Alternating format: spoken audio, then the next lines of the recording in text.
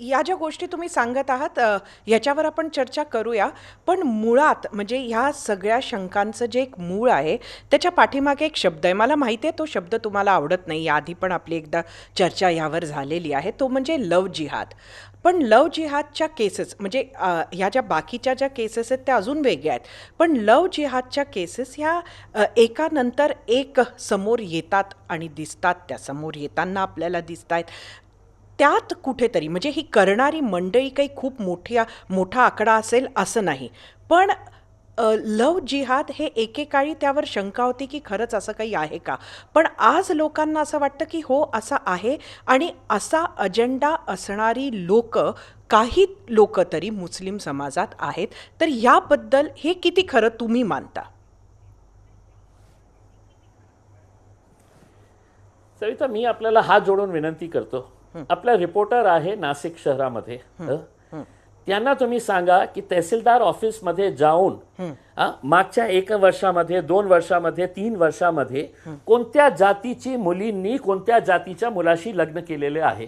ज्या दिवशी हे TCSचं प्रकरण आलं होतं, माझ्याकडे नाही का काही लोकांनी नाशिकचे ते लिस्ट फॉरवर्ड केली होती. अनेक मुस्लिम मुली जे आहे ते नॉन मुस्लिम मुलांशी लग्न.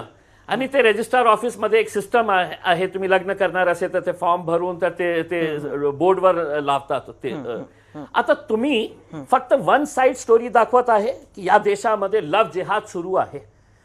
पण मी फक्त एका नाशिक तुमचं म्हणणं नक्की बरोबर आहे, अतिशय योग्य आहे इम्तियाजजी. नुसतं नाशिकसाठीच नाही तर मी तर म्हणेन की पूर्ण देशातच किंवा महाराष्ट्रात सुद्धा एक जर कुठली गुन्हेगारी प्रवृत्ती अशा ह्याच्यात घुसत असेल तर त्यातला प्रॉब्लेम हा होतो की ज्यांचे जेन्युइन प्रेम संबंध असतील, ज्यांना जेन्युइनली लग्न करायचं असेल, मग हिंदू मुलगी असो, मुसलमान मुलगा असो किंवा मुसलमान मुलगी असो, हिंदू मुलगा असेल, या सगळ्यांवर शंका उपस्थित होते. हा त्याचा परिणाम आहे.